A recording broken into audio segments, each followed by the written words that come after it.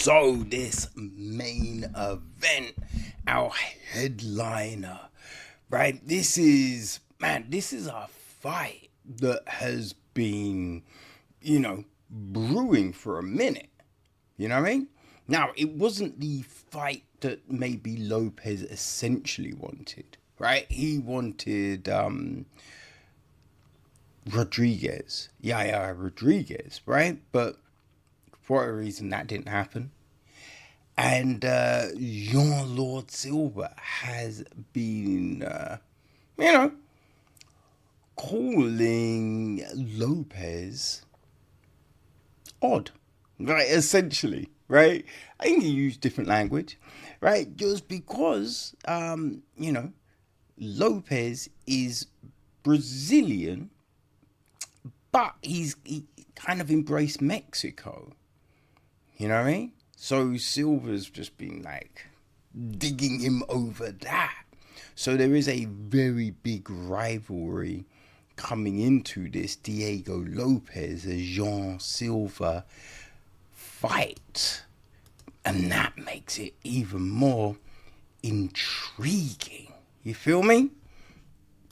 So, yes, let's take a look. Jean-Lord Silva. He's 28, 5'7", 69-inch reach.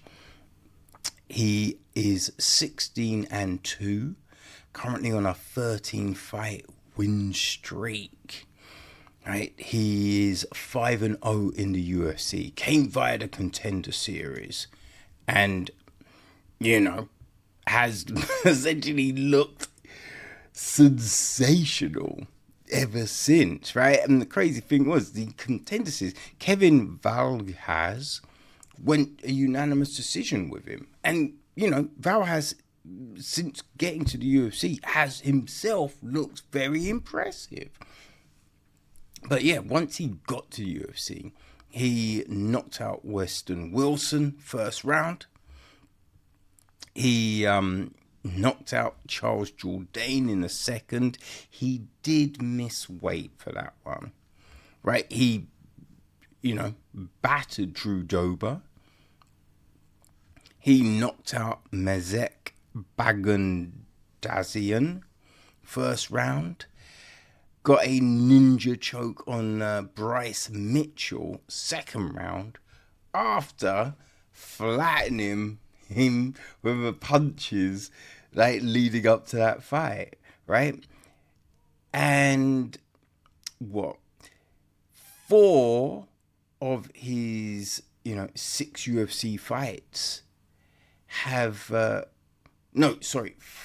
of his 5 UFC fights he's got a bonus with, and that's the last 3, right? That is how impressive Jean Silva is.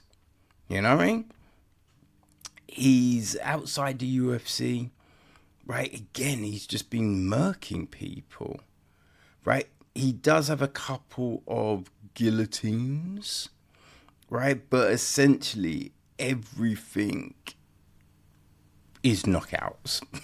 Right, that's essentially what he's been doing. Everything has been knockouts, right? So he has got that death touch, right? That death touch, that's what he has. Now he is going up against Diego Lopes. He's 30, 5'11", 72.5-inch reach. Which does mean,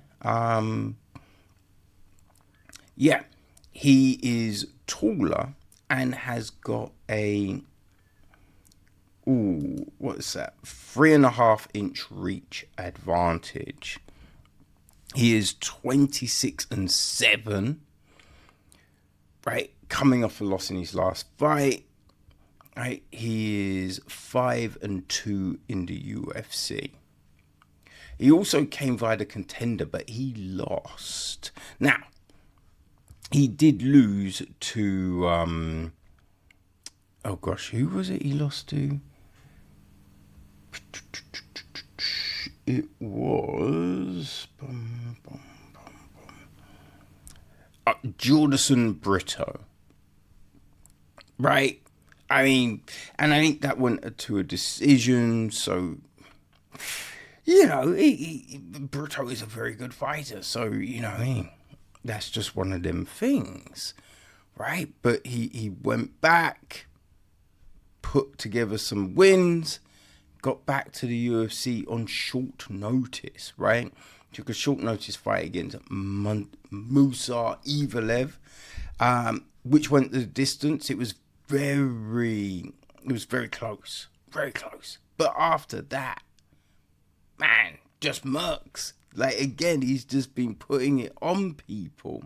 Had that sensational knockout of Youssef at UFC 300. Beat Dan Ige, right? On that crazy fight in the Apex, right? Where he took it on like a few hours notice. Beat Brian Ortega. Got the title fight against Alexander Volkanovski, but came up short. And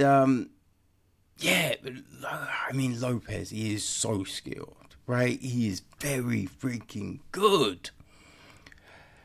The thing with this fight, right, which I kind of gives me pause. Like, it's gonna be good, but Lopes does get hit. Right? He does get hit in fights. So, we've seen Silva, he just has to touch you and he can take your soul. Which does have you leaning to Silva for the win. But, again, we have seen Lopes take good shots. And he's got good, fantastic jiu-jitsu. So it's kind of like, if he did get rocked, he goes to his back, you know what I mean? Like, do you want to go to the floor with him? Right? Now, I think Silva is a black belt. So there are so many intriguing aspects to this fight, right? That's the great thing here. It's just like, what is going to happen? I think I am going to go with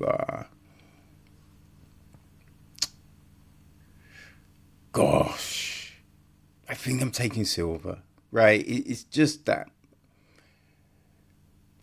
Undertaker, power in his hands.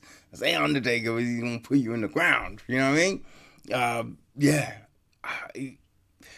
Of course, Lopes could win this fight, right? It's Mexican Independence Day, so there is that. So yeah, Lopes could for sure win. But, I think I'm just taking Silva.